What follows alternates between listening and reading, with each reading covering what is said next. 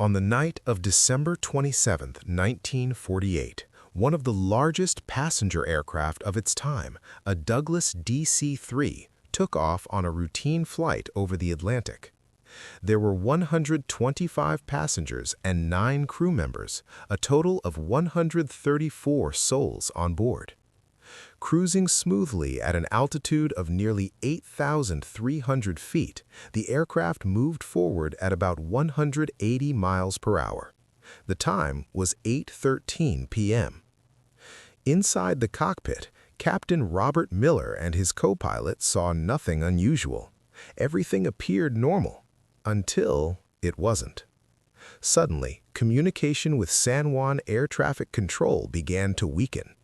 Captain Miller calmly reported a minor technical issue. That was the last message anyone ever heard from the aircraft. Within 10 seconds, the plane vanished completely from ATC radar. Its final recorded position was deep inside the Bermuda Triangle. What happened next was far more terrifying than a simple mechanical failure. The aircraft had been caught in a violent, unknown vortex, something no pilot had ever reported before. In a matter of seconds, panic erupted inside the cabin. Captain Miller fought with every ounce of strength to regain control, but it was already too late. The storm swallowed the aircraft whole, spinning it like a toy. All electronic systems failed. The compass went dead, the radar shut down.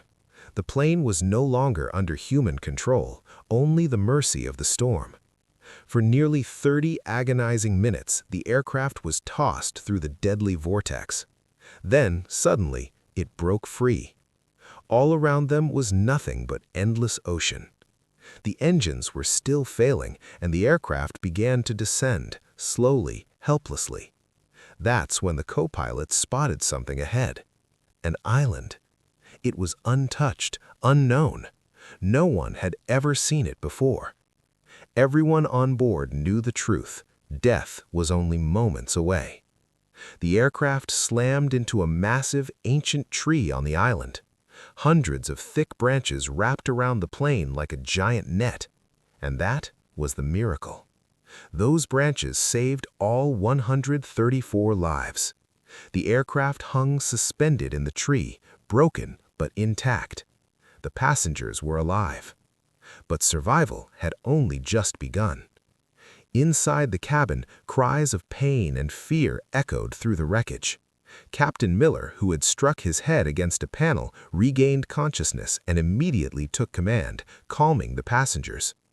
A retired Army doctor on board, Evelyn Reed, wasted no time. She began treating the injured with whatever supplies were available. 10 people were seriously hurt, some with broken arms, others with fractured legs, and 2 suffering deep head wounds. The rest were shaken but alive. As the passengers slowly climbed down from the aircraft, a terrifying realization set in. They were stranded on an island that didn't exist on any map. Dense jungle surrounded them, strange plants, unfamiliar trees, and an eerie, unnatural silence. But the most urgent problem became clear almost immediately: water. Everyone was desperately thirsty, but across the entire island there was no sign of a river, no stream, no waterfall, no source of clean water anywhere. Their only hope was rain. Using his experience, Captain Miller quickly organized everyone into groups. One team was assigned to search the aircraft wreckage for food, medicine, and anything useful. The second group worked with the captain to build a temporary shelter for the night. They used broken airplane seats, torn metal panels, and large jungle leaves to create a fragile roof, just enough to protect them from the cold night air and possible rain. That first night, huddled together beneath the makeshift shelter, everyone shared the same fear. Would anyone come looking for them? Would they ever leave this unknown place alive? Morning brought a new set of challenges: hunger and fire. The small amount of food salvaged from the plane wouldn't last long. They had no choice but to search the island for something to eat. But there was a deadly problem. No one knew which fruits were safe and which were poisonous. During one desperate attempt, a middle-aged man ate an unfamiliar fruit. Within hours, he collapsed, screaming in pain. He died before sunset. It was the first death on the island, and it shook everyone to the core. Fear spread quickly, so did tension over the limited food. But Captain Miller and Dr. Evelyn Reed stepped in, restoring order and calm. That same evening, a teenage boy with a strong interest in science tried something risky. Using the lenses from his eyeglasses, he focused sunlight on dry leaves. For hours, nothing happened. Then, a thin line of smoke. Moments later, a small flame appeared. Fire. It felt like a victory. Fire meant cooked food. Fire meant warmth, and most importantly, fire could keep wild animals away at night. Meanwhile, an engineer on board, Arthur Weiss, worked tirelessly to repair the damaged radio. After intense effort, he managed to send out a weak distress signal, broadcasting their last known location and a call for help. But no response came. The radio battery soon died, and with it, their only connection to the outside world. Days passed. When 10 days went by without any sign of rescue, hope began to collapse. One night, while everyone else slept, 4 young men and 1 young woman lost their patience. They quietly took a small boat built from the plane's wreckage and pushed out into the ocean. They were never seen again. What happened to them, where they went, remained a mystery. After their disappearance, the remaining survivors finally accepted the truth. They were going to be here for a long time. Captain Miller gathered everyone and proposed a long-term survival plan. Work was divided. One team went into the jungle each day to search for food and safe fruit. Another team focused on strengthening and repairing the shelter. Dr. Evelyn and a few others took responsibility for treating the injured and caring for the sick. Far away, on the other side of the ocean, the U.S. government had launched the largest search operation in history to find the missing aircraft. The Atlantic Ocean was combed mile by mile, but not a single trace of the plane was found. Not a single piece of wreckage was ever found. After one full week of non-stop searching, with no clues and no evidence, the operation began to slow down. Back on the island, the survivors had started learning a new skill: how to stay alive. They sharpened island stones and scraps of aircraft metal, grinding them into crude knives and spears. Their biggest threat soon revealed itself: wild boars. They moved in packs, and at night they attacked the camp. Among the passengers was a trained hunting instructor. He taught the group how to use spears and set traps. After days of planning and practice, they finally succeeded in hunting their first wild boar. It was terrifying and emotional. 2 people were injured during the hunt, but when they returned to camp with the animal, it wasn't just food, it was proof.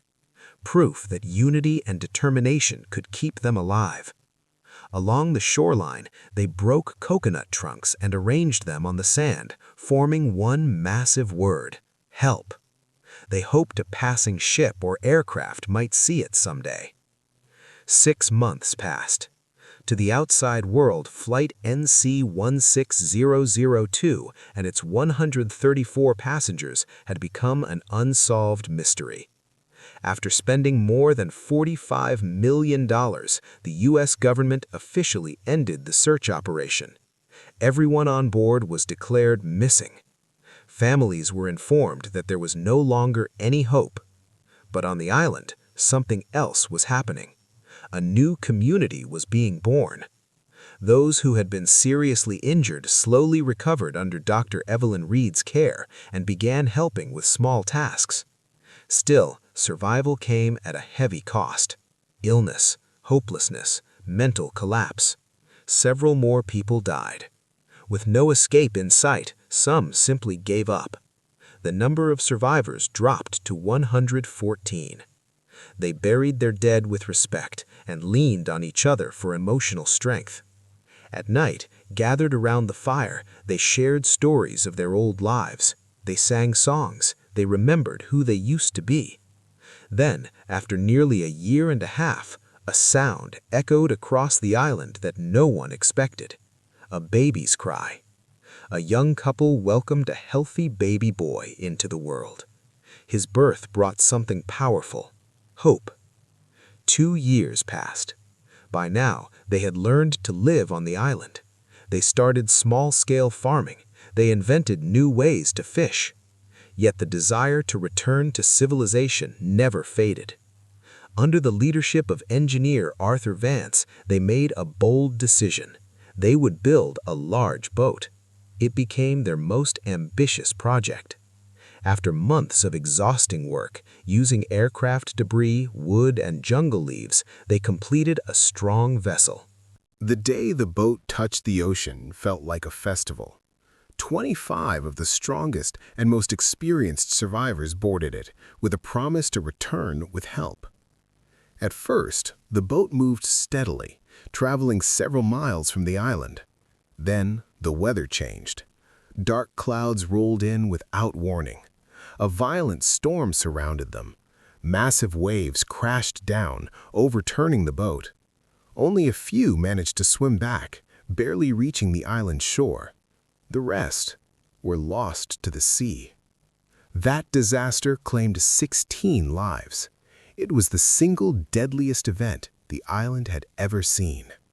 Before this, 15 people had already died from illness and despair. Now, 16 more were gone. In total, 31 people were dead. 5 had disappeared years earlier. Only 98 survivors remained.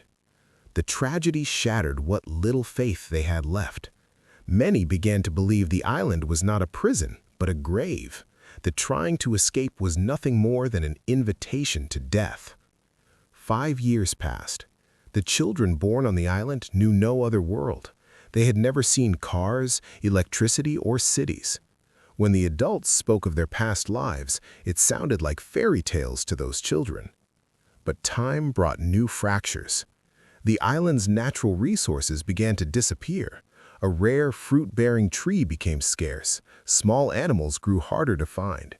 Hunger bred tension. The community split into 2 groups. One group, led by Captain Miller, still believed they must keep trying to escape no matter the cost. The other, led by a broken and desperate man, believed this island was their destiny. Every attempt to leave had ended in death. To survive, they argued, the outside world had to be forgotten. During a food expedition deep into the island's interior, a scouting group made a horrifying discovery. They found the ruins of an ancient, crumbling settlement. Nearby, inside a cave, lay a human skeleton. Beside it was a small, rusted piece of metal, part of an old aircraft. The message was clear.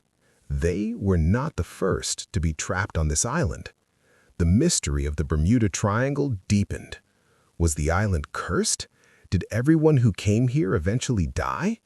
These questions haunted them and filled them with fear. 7 years had passed. In just 2 more years, 16 additional people died from illness, starvation, and hopelessness. Only 82 survivors remained. Most had stopped hoping. They were no longer living, just surviving day by day. It felt like things couldn't get worse. They were wrong. In the 8th year, one afternoon, a powerful cyclone struck the island. Violent winds and relentless rain destroyed their shelters. Their small farms were wiped out.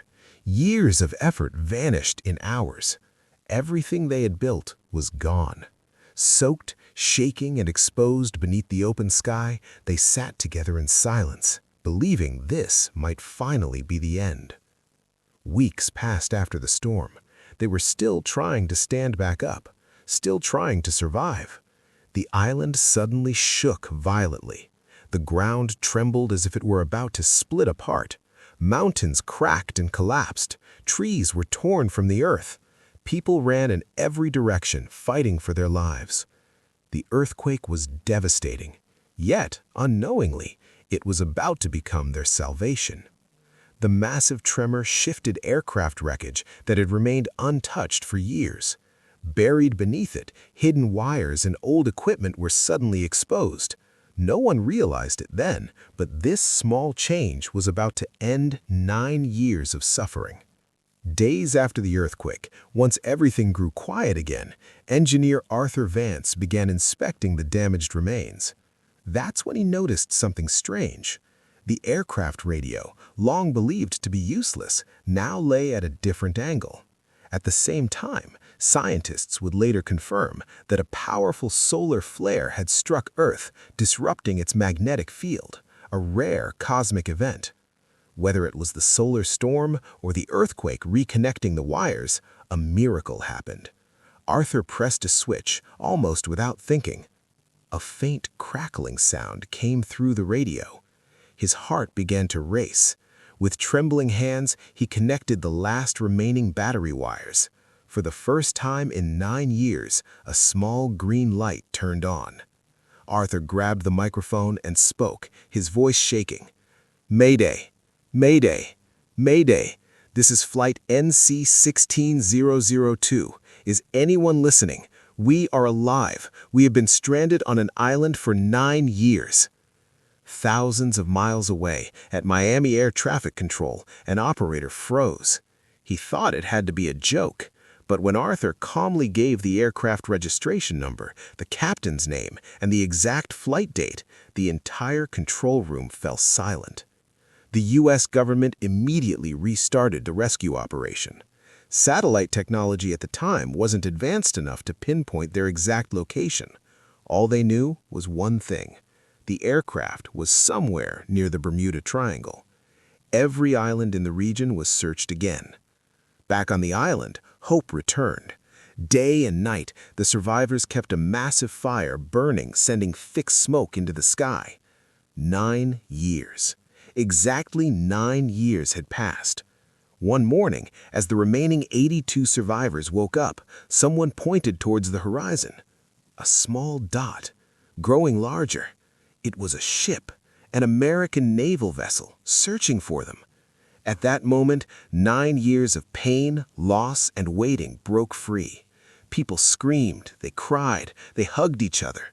Running across the sand, they shouted, "We survived! We survived!" When the rescue team reached the island, they were stunned. The people the world had declared dead 9 years ago were standing right in front of them, exhausted, weak, but alive. The story of their return shook the world. It became a testament to human endurance and the unstoppable will to survive. Families who had long abandoned hope were reunited with their loved ones, moments so emotional that words failed. In the United States, the story became a legend, one that still lives in the hearts of people today. 1 year later, in 1958, renowned author James Baldwin wrote a book based on the survivors' experiences, titled Lost in the Echo of 9 Years, The Survival of Flight NC-16002. The book became one of America's best-selling works, because this was never just a story.